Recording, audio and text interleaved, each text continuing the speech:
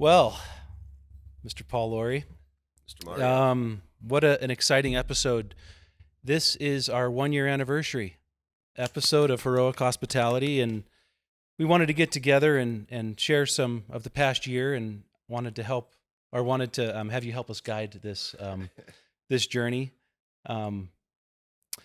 So for those of you who don't know Paul, I would be surprised, even if you live in Dubai. Well, welcome to Heroic Hospitality. My name is Mario Nocifera. I'm the host of the show. I'm here with Paul Laurie, who is one of my best friends and one of the people that we all hold on the highest of pedestals in Denver, Colorado for nightlife. And as you know, this show is for nightlife enthusiasts, entrepreneurs, and hospitality experts. So you kind of check all those boxes, my friend, and so happy to have you back on the show. This is the 1-year special, so really, really fun. We're at Invisible City, by the way, which is Paul's spot. So, Paul, what do you have in store for us today? Well, I figured since you've already talked to me about what I do, and I have nothing more to share with the world. That's right. You were one of my first guests. Yeah. There we go. Yeah. That it might be fun today to flip the script and have me interview you. Okay. And learn more about yourself. Yeah, that's perfect. I think I'd feel more comfortable in the host chair, though, if you don't mind. Host chair? Yeah. That's awesome. And Paul, I think since this is the 1-year anniversary special, we should introduce the saucy sibs too. Oh yeah. That's absolutely. Right. You guys put your makeup on today? Because I'd like to at least get a little picture of you, or a little hello, because you guys have been a big part of this journey, and want to say thank you so much for all your hard work and dedication and commitment, and want to celebrate you guys as well. So Francesca and Nicodemus, they have a podcast called The Saucy Sibs, which is a super funny podcast that I can't get enough of. And they've been in the mix at Invisible City for a while. Oh, yeah. And moved down from Breck like last year and just rolled right in and fit right in. And so happy to have met you. And thank you so much for all your efforts and hard work with the podcast this year. We're going through we're going to reconcept the podcast a little bit, which is going to be cool. Not reconcept necessarily, but just figure out like the next stages to the podcast, because since we have been doing this year, we have to figure out what this next kind of year looks like. So we're going to get together in the next week or so and figure that out. But in the meantime, you want to switch chairs then? Let's do it. All right. Oh, come here. You can't. Yeah, we're just going to...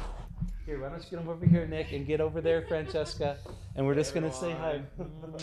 Just say hi. Cheers, Yep. guys. Yep. Thanks for listening. And we'll definitely get a pic of us and maybe walk around the space a bit. Yeah. Go. Oh, yeah, I can feel the power over here already.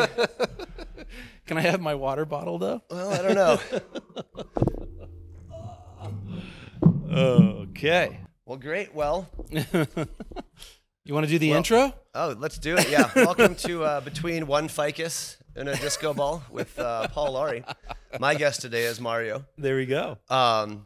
Yeah, this is Heroic Hospitality, and we're switching it up today. I'm going to be interviewing Mario, who's usually the amazing host of this show, and learning more about him and putting him in the hot seat for once. Oh my God. Here we go. So we're going to kind of start with a couple of things here. We're just going to do a few just easy lobs for you, some questions. Okay.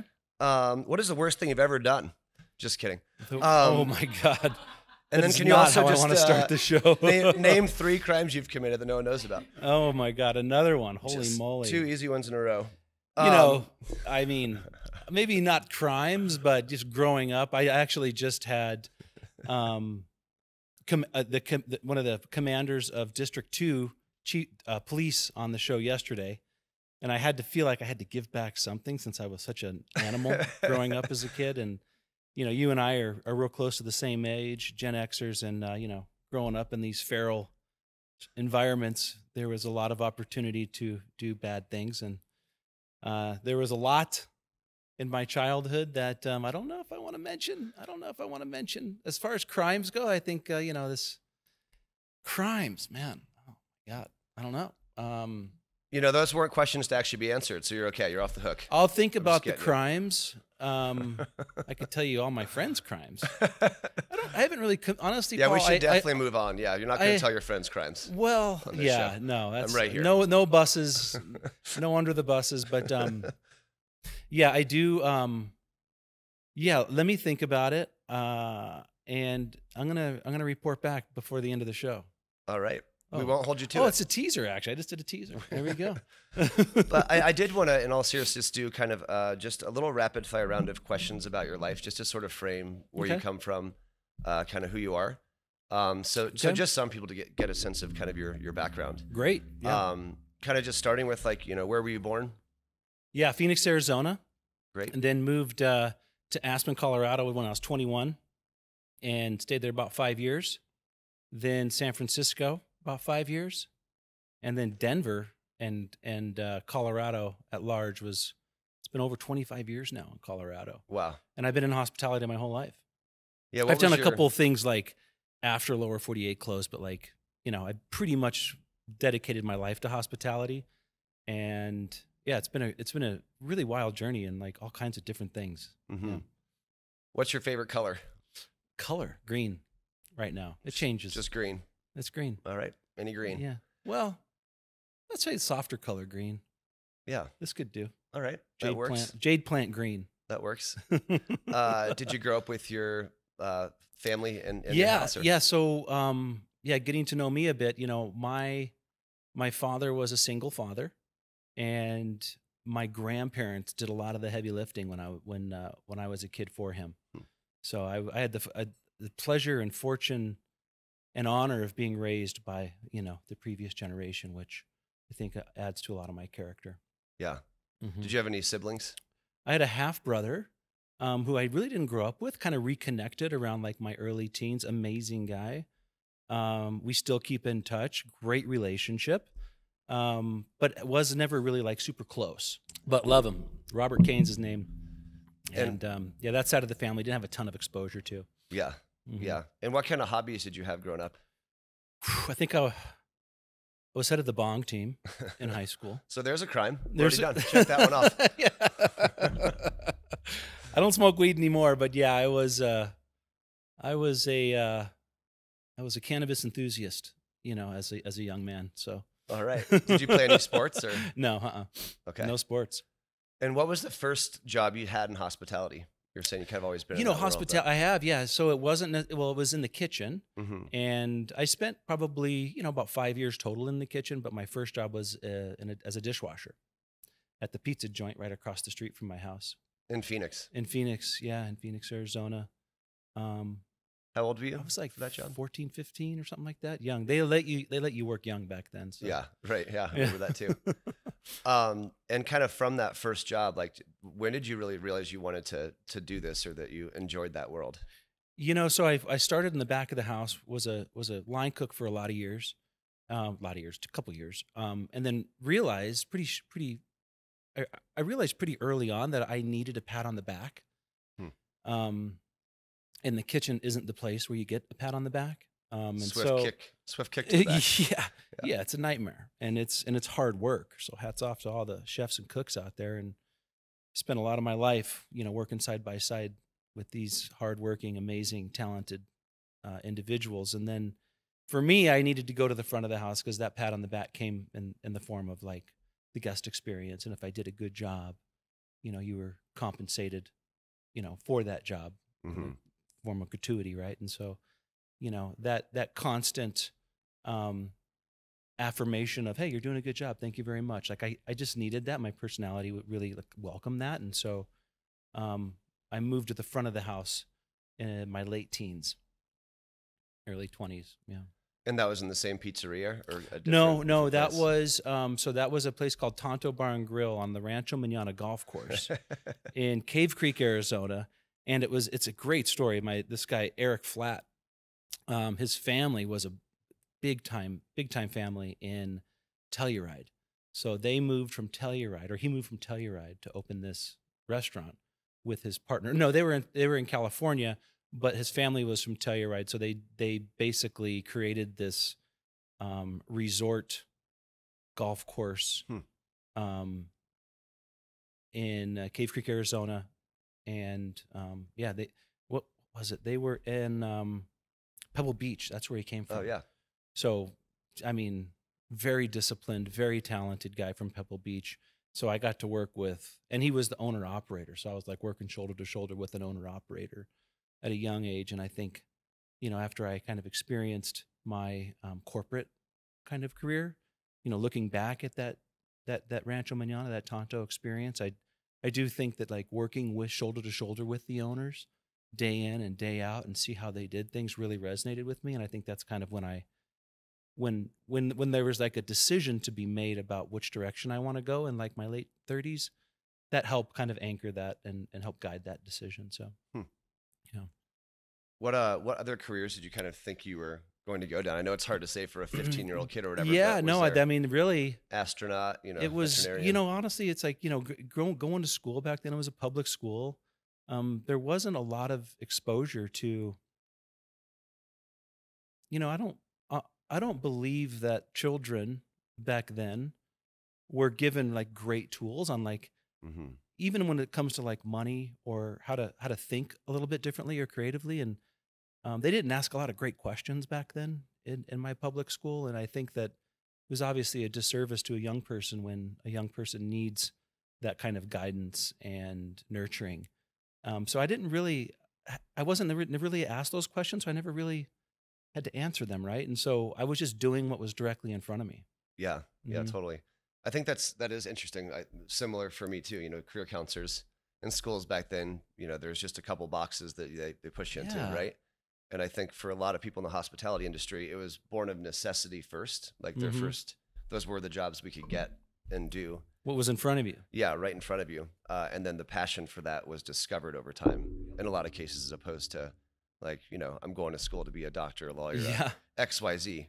So that is interesting. And my dad being under-resourced too, it's like, it was hard for him to, I mean, he was an amazing father. My grandparents were amazing, but, you know, and really, you know, mentors weren't really around back then. That word really didn't exist in our generation. We had people that we latched onto that we just liked and knew that they knew more than us and we wanted to be like them. That was more the way I looked at mentors, or I looked back at my mentors back then. So yeah, totally. Yeah, I think a lot of people would see you as kind of an old soul. No relation to your age. I'll take that as a compliment. But I imagine that's how it has been a lot of your life. It has, yeah. Would that ring true for like people that knew you when you're? Yeah, I think so. You know, I definitely, being raised with my grandparents, bro, it's like, you know, you really do have a different way of being, you know? Yeah, totally. And the accountability was just different, you know, when it's your grandparents as opposed to your father. That's so cool. Thanks. Do you kind of think of your life divided into different chapters? Yes. Oh my God. Different time frames? I mean, shit, I'm pushing 50 this year, and which is awesome. It's one of the best years of my life. The last handful of years have been the best years of my life. And so I definitely think like when I moved to Aspen when I was 21, you know, that was a chapter. I'm sure there was chapters before 21, but hard to identify because I was a young kid that was pretty self-centered and liked to intoxicate. So not a lot of memory was left, you know, at that point. So it took me a while to get it back. Yeah, so 21 to Aspen was like 5 years in Aspen. Amazing opportunity. Thought I wanted to be on the golf course. And then I met, when I look back on, we talked about mentors a little bit, Bobby Stuckey, who I've had on the show and who I know you know and you've enjoyed his restaurants. Like really convinced me to be a busboy at the Little Nell Hotel. Wow. And I dug in my heels and I was like, I'm better than that. And once I was put in a position to understand that you're never better than anything, you got to be great at the thing you're doing at that time. And so once I, again, looking back, put ego aside and be like, I'll be a busser. I'll be a server assistant at one of the hottest hotels in the country, which is like, looking back, it's like, what was I ever questioning that, right? And so again, that decision-making process, I wasn't really taught that and offered that as a young person. And so he offered me the opportunity to look through life in a different lens and like, hey, listen, you think you're great? You're not. Try this job, become great, and see where it takes you. And I really do think that was the launching pad for kind of my career in hospitality. and looking at hospitality as a service and as an honor and a big part of people's lives, even though it's just for an hour and a brief period of time. So I think that really was a big part of how I looked at my evolution in hospitality. Then after that was San Francisco. I went after the best in San Francisco. I wouldn't stop calling Michael Mina. I was the beverage director when I moved to San Francisco.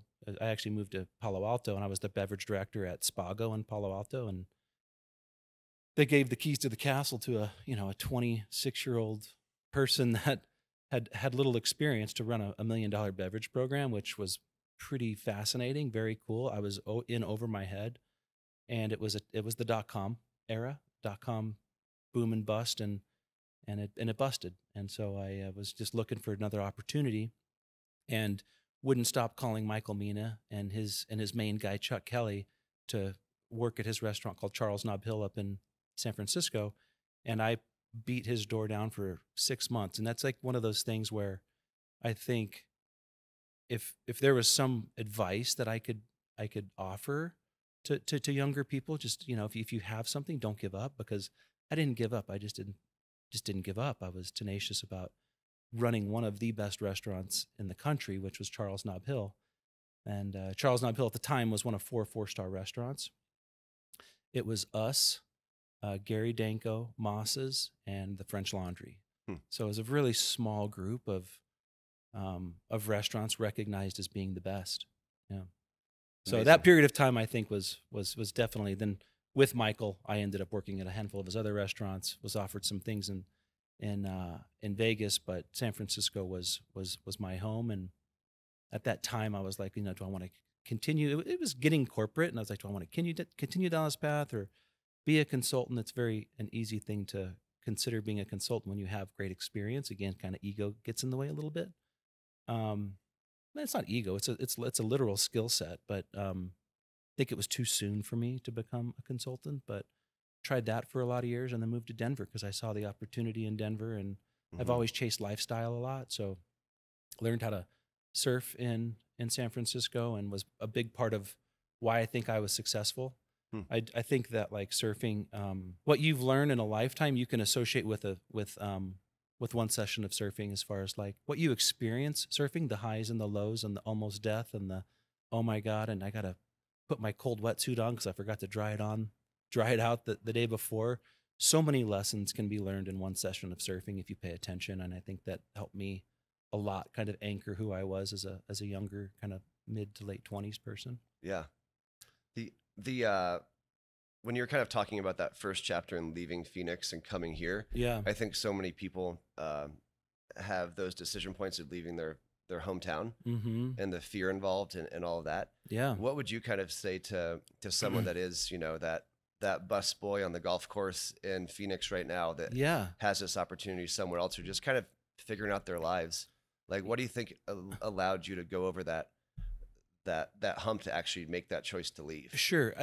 I'd like to answer that through the lens of an older man, because, and it's a little heady for a younger person, because your question's specifically for a younger person. But I think if you, like, I use this acronym called TERMS. What's the time that it's going to take me? How much energy am I going to have to the output of energy? What resources do I need to kind of execute that? Like, do I need a car to get there? Do I have the people around me that can help push this forward? Money, how much money? What's that monetary exchange? And then what's my sanity worth? And so I think that, that is really heady for a younger person, but I think that answering it through a younger person's lens, I think that you need to find and kind of attach yourself to someone that might know more than you, and really shed whatever you think you know and absorb whatever somebody else does know, and you make your own opinion and decision from there. But really, it's who you surround yourself is just so powerful, when you're a younger person, kind of looking for your way in the world, And now you've proven that you have been a consultant because you're using acronyms. That's right. Thank you. No, I really like that. I've never heard that before, but that makes a lot of sense. Yeah, and kind of through these different chapters, you know, so you kind of made that decision to leave Phoenix. Yeah. You came to Aspen, which was a new place for you, right? Had you been here before? No, never been. My cousin had moved there, and he's like, "You got to come out here. This place is killer." And I was snowboarding when I was like Scotch guarding my jeans, and there was like fins on the bottom of snowboards. Yes. That's like, I think that was my first snowboard and my first outfit, and Sorel boots. And so I was like, yeah, I'll go snowboarding. And at the time I was looking to work at a golf course because that's what I was doing in Phoenix. And I was like, I don't want to really be in the restaurant right now, so I'm gonna try something different. And it was a pretty easy move. My cousin made it real easy on me. Yeah. Again, surrounding yourself and like attaching yourself to someone that knows more than you. He was my elder by like 5 years. So, yeah, that's amazing. Yeah. So yeah, we have kind of that chapter. We have your San Francisco chapters out there. Yeah. And then I moved to Denver because, again, chasing lifestyle, because I knew how hard, you know, life was working in restaurants, and so I really wanted that balance of lifestyle. So the mountains really appealed to me, and so after living in Aspen, Denver appealed to me because I really wanted to open my own restaurant, and at the time I was married. When I left San Francisco, I was at the Ritz-Carlton in San Francisco, and met my wife at the time. And we moved out. She got distracted. That's what I always say. She got distracted, and we were divorced within a year. And moved back to San Francisco, consulted for a couple years, moved back to Denver. And yeah, I just started the journey of when I came back the second time, Bobby was expanding Frasca from small Frasca, 20-seat restaurant, to big Frasca in the pizzeria. And so after he saw my work at the Ritz-Carlton, he was like, you and I get along really well. You understand me very well. You understand how I do things, and you have a skill set that we need in Denver or in Boulder, and that doesn't really it at the time didn't really exist. He was still kind of attracting talent. He's the master of attracting talent from outside talent to Denver, and we can thank him for a lot of what's become great restaurants in Denver and great hospitality companies in Denver. Beacon is one that's right across the street from Beacon. Like, I think they came through the Frasca camp, you know, and obviously he came with a skill set before them, but there's just so many examples of like how he has been able to attract talent to this state. And I just happened to be on the early end of that. So, and I was the director of operations for Frasca, and at the time it was called Pizzeria Locale. Yeah. Okay. Yeah. Oh. Yeah. Did that also become a chain? Well, yeah. So yeah, Steve Ells, the CEO at the time of Chipotle, I think right around that time he was transitioning out of that, wanted to, look at pizzeria as an opportunity to create another kind of Chipotle-esque type of chain. And yeah, so they acquired it at some point after we opened it, a couple years after. And when you were coming back here from San Francisco, and kind of what was your decision-making process of wanting to open your own restaurant, and kind of how did you get there? Just like you chose from Phoenix to leave and come to Aspen, and you use kind of the terms analysis to get there. It's interesting, you know, as you have the desire to pay attention to what is important to you. Working for a corporate company was not important to me, and you know, throughout my career, I've always sacrificed money, the monetary exchange for a great experience, and to work with people that are like-minded and care so deeply about what they do. And a lot of those environments are entrepreneur-led companies or restaurants, you know, one-offs. And so understanding that I wanted to be in an environment where I could still have a lifestyle and then work my ass off to... And I saw a huge hole for restaurants in Denver. Like, there was a big opportunity for a great restaurant in Denver, and that's what we did. Is there something there? I mean, you were kind of mentioning ego before, but kind of pushing it to the side. Like, it sounds like you had a pretty fast rise throughout hospitality. I did, yeah. And some pretty major jumps, and working at kind of the best places that, you know, there are out there. Kind of looking at the idea of opening your own place, was there a mixture of different elements involved that now you look back and you think what those mixtures were? I guess my example is like, some people open restaurants and things because they see that they want to have holistic effect on what's being served or offered out there. And I also think there's others that there might be a little bit more ego, or they just want to own a restaurant or a bar or a thing, right? Sure. Yeah, that makes a ton of sense. That kind of mix. For me, it was always the experience that I was chasing. Yeah. Never money. The money, started to become more of a conversation in my mid to late 40s. Like, okay, I'm getting older. What's going to happen here? But no, it was to create and to develop something that in my mind hadn't been developed. So I attracted a very talented chef. And what could we do within the restaurant business, since I was creating and developing a restaurant from the ground up. So I got to design the restaurant. How could we create something different? So like one of the examples, so how can we create something different but offer a great product and be recognized for that product? Again, going back, like what's that recognition? What's that recognition that I'm seeking? It's like, oh my God, that's the wow factor.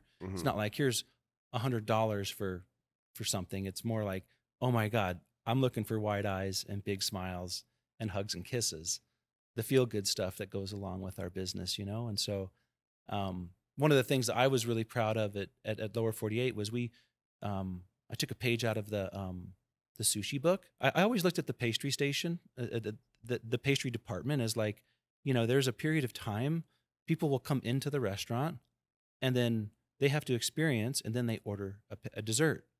And then there's another lag, and then they order dessert. And so I always looked at this pastry department like, it's not that they're sitting idle. They're always working, right? But how do you use that pastry department to offer a savory item at the front end of a meal, like the really front end of the meal? So I took a page out of the sushi book and created what we called each items. So like the left side of the menu was literally like one bites of one thing that costs between $1 and $2. Then you can get a plate of it or just a bunch of the one thing. Like we had like a little mini corn dog like that big, and it was like $3. I mean, you've been there. I loved it. That was my favorite thing. The first time I came to your restaurant, I was blown away because it was one of the, obviously that was a super avant-garde idea for Denver. And I'd never seen that before. Yeah. And someone that likes to order everything on a menu. I was like, perfect. Yeah, and so like looking at the pastry department is like, okay, so now they could do all the front end work and all the back end work, and then the kitchen can do all the work. And so like for me, it's that creative aspect of it. And I think we brought a little bit of that. We brought a lot of that to Beacon, to where I currently work. But like, yeah, it was really, I was a very proud moment to be able to do that and to accomplish something like that. And to have that, again, that like big eyes and big smiles and hugs and recognition, because, it was amazing food. We deserved all the recognition because it was amazing food. The staff, I had a 75% retention rate just because people liked to work there. Even everyone knew we were closing too at some point because it ultimately wasn't successful financially. I don't know if I answered your question. Kind of rambled, but. Awesome. Well, yeah. Well, first of all, thank you so much for what you did in Lower 48, at least for this guy. Yeah. Coming back to Denver at that time, I grew up here, but I hadn't experienced very many places that I thought were sort of elevated and interesting and pushing the creative bounds of what could be. And also you can feel it in a staff. When you walk into a place, you can feel if they're happy or not, or they're really good at hiding it. Yeah. But what you had there was really special and gave me, at least in that moment, a little glimmer of hope that because you were doing the social club. You were doing you were also doing really cool, fun events, one-off events, but a lot of energy, a lot of effort, and a lot of creativity. A lot less investment. Silver Spork Social. Silver Spork Show. So, well, I can't even say Silver Spork Social. Silver Spork Social. Yeah. I think that's when we met, right around that time. Yeah. Yeah. It was amazing. Lower 48 was. Silver Spork was so was Silver Spork. Yeah, and kind of, can you describe for people if they don't know the story of that, like what was that arc? You started the restaurant, excitement, kind of how did that so end? It's interesting when you look at like whenever you like want to create something and aspire to create something, it always changes. And as we were opening Lower 48, one of the reasons I chose that location was because of the relationship I had with the developer. But location is everything. So it's just like you hear that a million times. Take it from me, location is everything. And that was a tough one. It's a really tough one, and they expanded the homeless shelter there, and just everything got really weird really fast, more so than it was already weird. We had like a direct, we were on 21st and Lawrence, so a direct shot at the ballpark, and in theory was a very good a very good location. The time that we opened, Rhino basically opened too. Mm-hmm. So we were getting competition from a very specific neighborhood that was blowing up, that wasn't in a homeless hub, and a lot of amazing creative people were doing very cool shit. Steve Rezakowski and Brian Dayton opened a restaurant at The Source. There was a lot of really fun, interesting things in Rhino. So I do think that took a lot of energy out of our sales a little bit, and kind of left us a little bit of a void, even though, I did everything from try to get free valet. I mean, I did everything I could possibly do. But at some point, you recognize that, hey, this isn't working, and we need to make more money to make this work. And so we raised a little more money.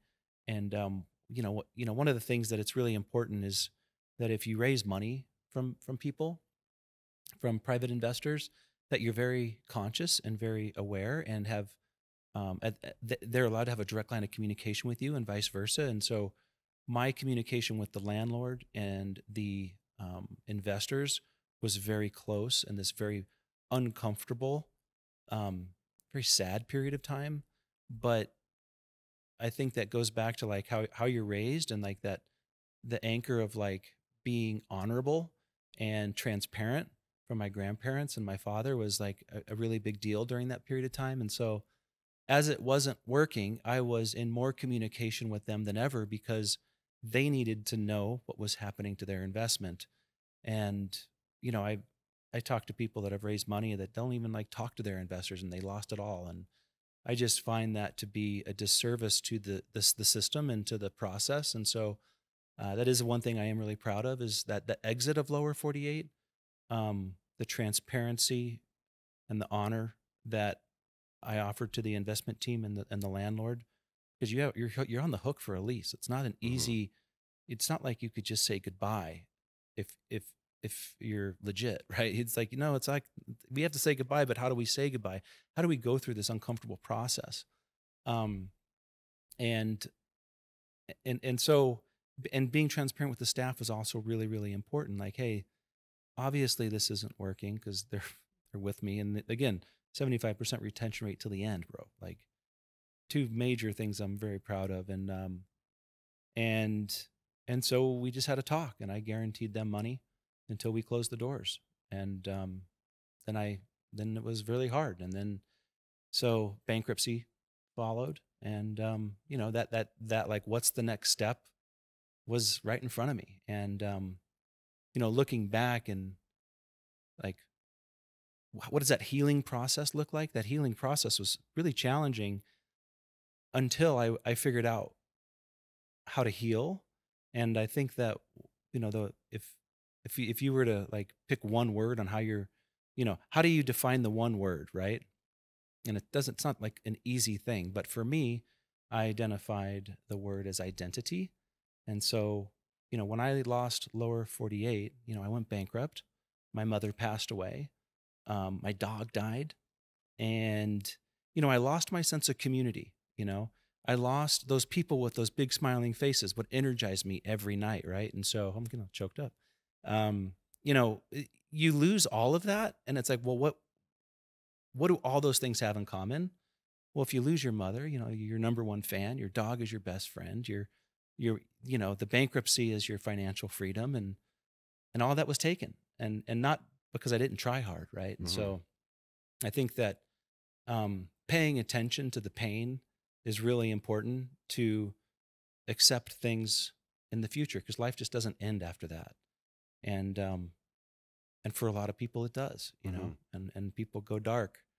And I think that's why I wanted to start a consulting business, because I wanted to help people that were going through that, or to ask the right questions as they lead into their business. And so that's when I started Bird's Eye Hospitality after that, and ended up doing a couple other things that weren't necessarily hospitality related, but was a corporate chef for a little while. And yeah.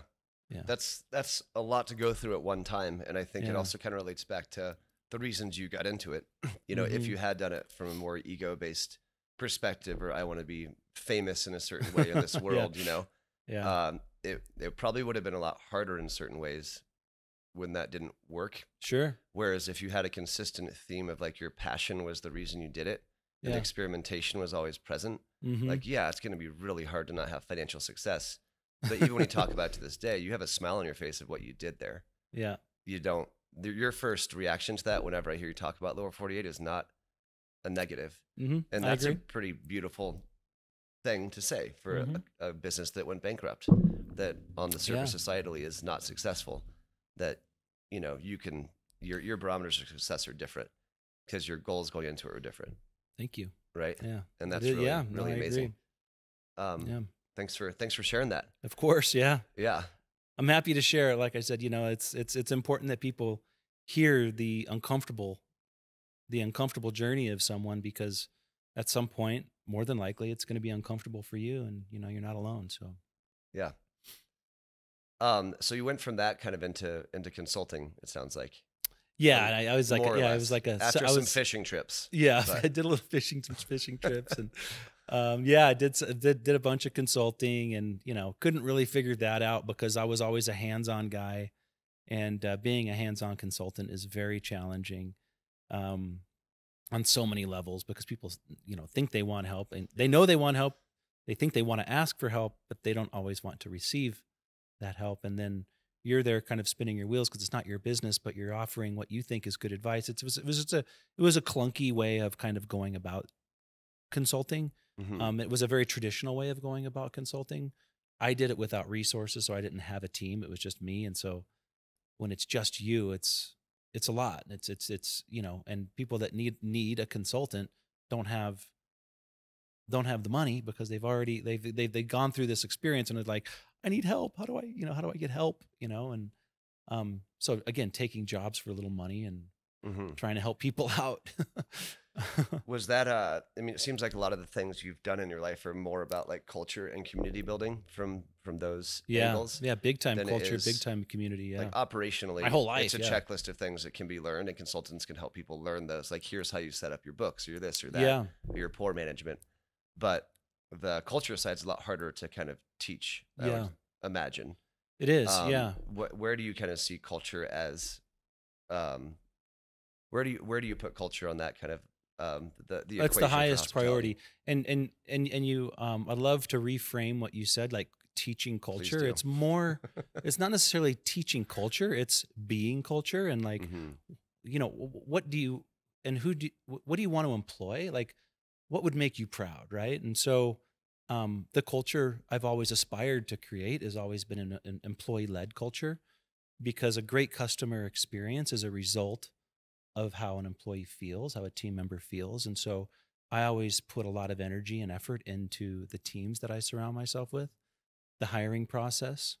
And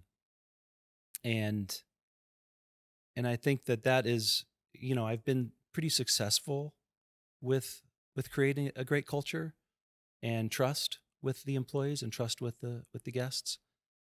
So yeah, I think I would lead with, you know, a team inspired culture that they know they're loved and nurtured and cared for first and foremost, and then the guest will ultimately feel that way, because that's just how the trickle down goes, you know.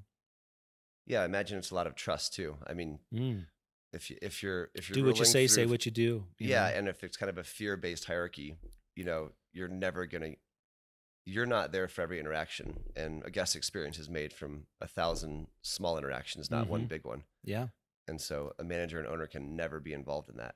So it's either you give people trust and you say, like, part of your job is to test things out and see what works, and it's not always going to work. Empowering is a good word too. Empower the people to make great decisions. Like, oh my gosh, this person, you know, a very simple example, didn't like this dish. Well, make it right, take it away, provide something that they like. You know, pay attention, be a great listener is something that, if I had like a lesson to offer, it would be, you know, pay attention to how what kind of listener you are. Like, pay attention to what kind of listener you are today, and then what kind of listener do you want to be? Because in my opinion, listening is the most important communication skill. It is a skill. It's something that you have to, it's a muscle, you know, you really have to pay attention to it. And it's funny. So my father was a hairdresser, and he was telling me this story, and I was in my late 20s, whenever it was. And he was like, you know, I was behind the chair because he's a hair cutter, right? And my dad's so empathetic and such a loving, big teddy bear, awesome human being, just the biggest heart you'll ever meet. And he was a talented guy with hair, great hairdresser, but he would tell me these stories of him behind the chair, right? And these stories were just him literally telling me other people's stories. I'm like, well, did you ever? He's like, I never really had to say anything. Just listened, and everything was good. And they got a good haircut, and they came back. And I don't think it was because of the good haircut, you know? So, yeah. You know, I think when I heard that story, I started to reframe the way I looked and listened to how I engage with people. And I really aspire to be a great listener. Obviously, it's really hard when you're juggling a ton, right? And so it is a lesson that, not a lesson. It's just something I always aspire to, you know. It is a muscle that always needs to be trained, and sometimes you're good at it and sometimes you're not, and it's good days, bad days, and I'll leave a situation and be like, fuck, you know what, you and I actually had an interesting interaction a couple, it was right when you opened the clubhouse at the time in Invisible City, the new location on 10th and Santa Fe. And you asked me some questions about why are you doing this next location? And I gave you a response that I didn't think about it. I didn't listen to what you said. And I think I called you on my way home. I'm like, hey, can I have a redo? And I had a redo, and we're real close friends, and you let me have a redo. And I think it's important if you go and you leave a conversation, you're like, I'm not really happy with that. And can I make this, like, for me, make it right? Like, I'm sure you just let it go, right? You didn't think anything about it. But yeah, so I think that was an example of, like, you know what, I didn't listen, and I didn't take the time to answer his question correctly. Not correctly, accurately, right? So yeah, true to yourself. Yeah. Kind of speaking of a lot of your journey and talking about hair a second ago, I'd love to learn a little bit more about your hair journey. And actually, I found a picture of you online that it took me a while to figure out that it was actually you. This was at the James Beard House. You tell me. But this is where your hair journey began, I believe. And I got LASIK in my early 40s too. So no glasses and long hair. It's worth it, ladies and gentlemen. Give me a moment. He texts me, he's like, so which one of these is you? Because I was with a big, hairy Iranian guy. And it's like, that could be you. That I don't think it's you. Haas Zari, we did a dinner at the James Beard House. Definitely a highlight of my career. Are you going to go? Where should we go? Well, do this camera because it's me. This is the old Mario. That's good, huh? What do you think, Nick? What do you think, Nicholas?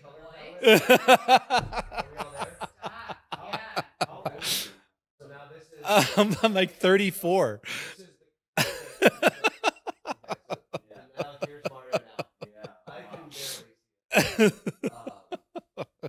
Let's talk about that a little bit. Okay. How do you go from this guy to this guy? What's your favorite necklace? You know, it's funny. I have one, like, necklace, and this was actually I was in Steamboat, and I met this amazing, like, healer type person, and so she made this necklace because I was going through that journey, the lower 48 journey, and she's like, I want to make something special for you. I'm like, I want like I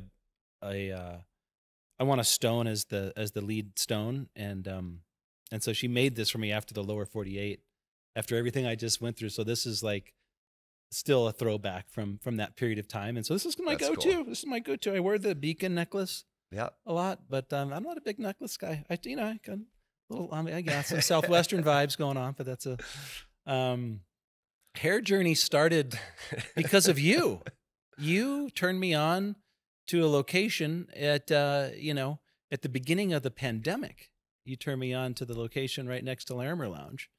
And, you know, we were throwing renegade parties, pop-ups, onward. Yeah.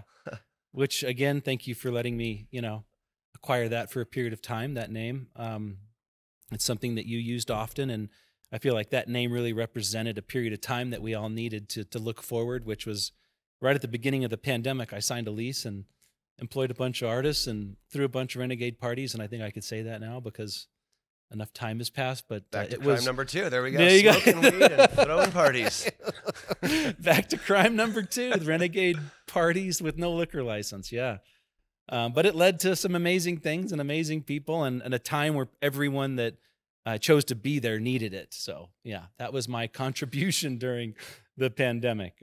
Whether that was good or bad, I still can't smell, Paul, by the way. But yeah. I do have long hair now. So I lost my sniffer 3 years ago and I grew my hair out. So. Grew some beautiful hair out. I love it. Yeah. What else you got, Paul? Yeah. I mean, so now with you went through kind of the hospitality side of things with fine dining, then you went into consulting, then you went to renegade events, and now you are in the midst of a super successful kind of immersive art bar, Beacon. Yeah. You know, I love all the different lives we live and how the chapters sort of this fit is together. all started with that question. Yeah. And you've asked one question and here we are an hour later. You can only fit it together in hindsight, right? Ever. Let's say it again. Sometimes you feel lost in the moments of those chapters that unfold, but looking back, you're like, it only stacks on top of each other, and here's how the pieces fit. Man. It stacks. And like looking at my journey to Beacon and, you know, Robert Champion, my business partner, amazing man, you know, he was coming to me because he had this like idea of this like a wellness spa, something. And we talked about it and then, you know, kind of poked holes in it a little bit. And then he had this other idea of, you know, creating a bar with a bunch of different bars within the bar, inspired by a theme camp at Burning Man called Golden Guy. And, you know, talked about it, poked holes in it. And I'm like, yeah, if you, I'm happy to offer everything I can. I'll sit down with you more. Here's an architect. Actually, I was looking at a location and I wasn't looking, but I knew there was a location. Here's a location. And I like offered all my resources to Robert and Robert looked at me and he's like, let's do it together. And I'm like, wow. Okay. I'm like, okay. I mean, thought about it and came back with a couple ideas. And, you know, any simple deal is a good deal. And I offered a very simple deal to him and he was a yes right there. And then we have been partners ever since. And so, you know, Beacon has been a blessing to me. And, you know, you looking back at your life and your hard work and you know, a lot of people just see, you know, me at Beacon and there's a lot to get there, you know, and there's a lot when you look at anybody in life, you know, what does it take to get to wherever they are? It's sometimes easy and sometimes not. And my journey wasn't like hard per se, but it was a journey nonetheless. And it was challenging but you know, I've been healthy along the way. And, you know, if you can, you know, hold on to that and surround yourself with good people, you know, it's a good life, you know? And so, but yeah, the Beacon dropped and my God, what a fun, amazing journey surrounding ourselves with so many talented people that care deeply about nightlife and hospitality. The team at Beacon is by far the best, you know, I've seen in any nightlife establishment consistently. I will say that, you know, because we aspire to be very consistent and be leaders in the space. And started this podcast. I don't know any other nightclub that has we never called it a nightclub. It was a immersive art and dance bar that started with like servers walking around, cocktail servers to the different rooms. And that went away the first week. And the business evolved very quickly. Had to make a lot of changes very quickly. A lot of outside influences kind of told us to change in a lot of ways, like the noise complaints from the neighbors and needing to do a lot of, you know, work and noise mitigation and that audio experience, you know, the evolution of that and Beacon.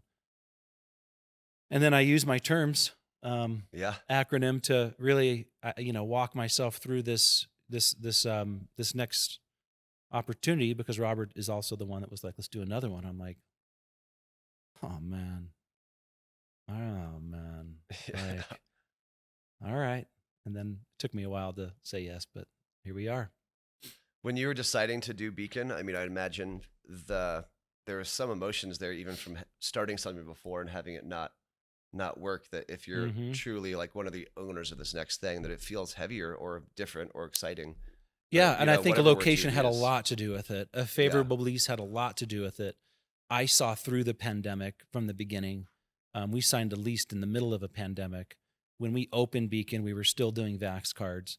But I honestly none of that ever bothered me, because I knew that if I was going to ever raise money again and someone was going to entrust me, well, it's Robert and me, but through my lens, it was, it's like, can I do this with a conscience, right? And so I was like, I can definitely do this with a conscience, and not only with the conscience, but with vigor. And here we are. Using your surfing kind of analogy, do you see it as like you were on the beach going back out for more waves, or do you see it as you've never left the ocean in your career, that you're just catching more? Great. Because your surfing journey begins when you leave your house and you put your board on your car and you strap it down, and you have to make sure it's secure. Then you have to make sure there's enough gas in your car to get there. And then you have to have enough time allotted for that, which is a resource. And then if you didn't wake up in time, now you're rushing and hurrying. So the surfing journey begins when you leave your house. And it actually begins the last surfing trip, because like I said before, putting on a wetsuit is not fun. Yeah, that's interesting. And so really it's like that journey of surfing does and offers a lot of insight, if you've ever done it, to life and all the lessons that it takes if you pay attention and slow down and listen to what it actually takes to surf. There's so many steps that happen before you even put your ankle strap on. I'm not going to equate my surfing to life, because it's a pretty shitty life, but we'll go ahead and keep it in your court. It's amazing. And so, so kind of next up for you is 2.0. New location. Yeah.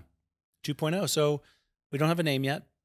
One thing that I was trying to avoid was, getting Beacon. I was like, if we get Beacon on a smooth track, opening the new spot will be smooth. And, optimistic Mario, big smiles Mario, the one I was talking about earlier, comes into play. And, paying attention, slowing down, and paying very close attention, bro, to like what you say yes to, or what you need to say no to say yes to this one thing. Something I bring up all the time. It's like, I'm saying no to most everything else to say yes to this one thing for this period of time, right? And so that's the other thing that I've been trying to be really good at. My buddy just had a birthday. One of my best friends, Brad Costanzo, just had his 50th birthday in Medellin, Colombia. And I'm like, bro, I don't think I can make it. And I need to be focused. And so I think it's really important saying no to things you really want to say yes to say yes to the one thing that's most important. Yeah, that's amazing. Yeah, I love that. What do you see kind of after Beacon 2.0? He's not going to talk me into. No, he didn't talk me into it. That's a bad way of saying it. I am going to be very, very happy crushing two businesses a couple blocks from each other and doing the best job I and we possibly can, developing a great team with great people I want to enjoy dinners with and time with, and all the things that comes with like opening a very creative establishment. So I am just looking forward to running it's going to be about 35 people, 40 people crew, two amazing businesses, and offering something that we don't believe Denver has, and something I think that Robert and I miss at Beacon is that ability to sit and enjoy and engage with people. This is going to have more of that lounge atmosphere to it. Beacon will be the best place to dance in town, always, through our lens anyway, for us and our friends. But and hopefully this is like the best place to enjoy and have great conversations with people and then dance. So I'm very excited. The last actual. I mean, I created I designed Lower 48, but one art piece in there was the railroad tracks. Yeah. In the one room, and I mean, I'm actually going to do. I'm actually going to share some social media stuff with that experience, because it was very, very challenging for a lot of reasons. But it was very heavy. Train tracks in a wall. It shows the heaviest, hardest thing to possibly do. Oh, dude, it's like, and finding train track took me a year to find train tracks. Then I had to find one train track, and this thing was over 6,000 pounds. So you can't move things like that, not even like cut in half. And so all right, the story is I saw this train track art piece, and I'm like, well, I want a train track that goes this way, and I want it to go this way. One train. And then I'm like, well, how do I bend it? I'm like, I don't fucking know how to bend train track. And so I literally went like romping with your truck that you now have through the fucking yard of the it was like it was the hub for I was on a bus from the airport to my house, and I looked, I'm like, oh, there's a train track right there outside the window. And so I went back into my house, drove my car, found the track, ramboed through the train yard. I got caught, and I'm like, bro, I'm opening this restaurant, and I'm like, number 3.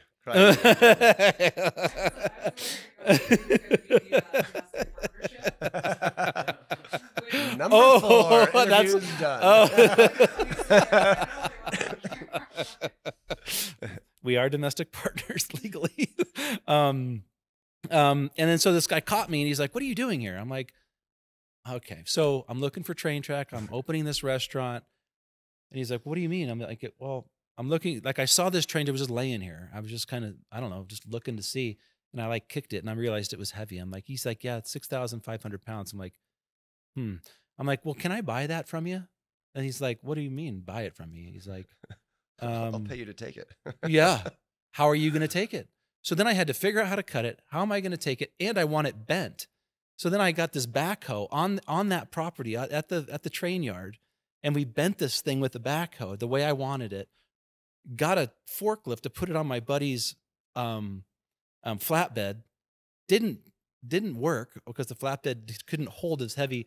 Come back with another flatbed, bring it to Beacon, get a scissor lift, and then we had to do one at a time onto the wall, the half of train track. So there were 7 dudes that had to be over 6 feet, because we were like pushing all the way up to make sure, like, so there was a scissor lift plus 6 dudes pushing this thing up, and there was 2 pieces on, and it was, the facade was a telegraph pole from like 1890 that was outside of, it was actually outside, it was in Colorado, it was in Nevada.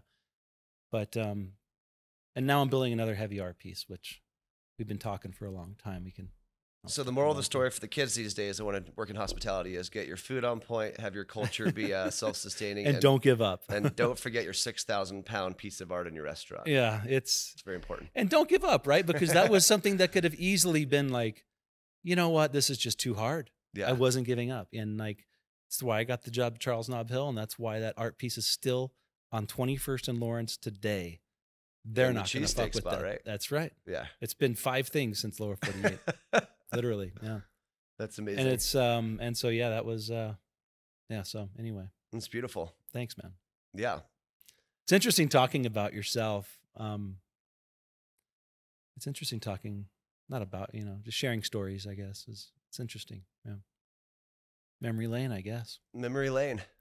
So thank you for taking the time, brother. Yeah, thank you for being on the show. No, thanks so much for all you guys do. It's been awesome to watch the journey for Heroic Hospitality and Beacon, and just you personally. Thank you. And you are personally a beacon for lots of people. Thank and you a so rock much, for brother. so many. And I'm hope that people can hear a little bit more about your experience today and get inspired, and just really appreciate the journey as we all go on. Well, thank you so much, Paul. And you're a big part of this journey. I'll tell you, when I first went to Invisible City and saw what you were doing, because you were incorporating some Silver Spork stuff, but you were throwing some of the best parties and with some of the best music and some of the best atmosphere, and you created some of the best people, and you really were able to use your resources in such an amazing way. And when we were opening Beacon, we were like, we just want to be known for the place you can count on to dance and have a blast in a safe, fun environment. Mm-hmm. And you were a big part of that, because you never really made it about one thing at your parties. It was never about the really amazing DJ, which there were plenty of.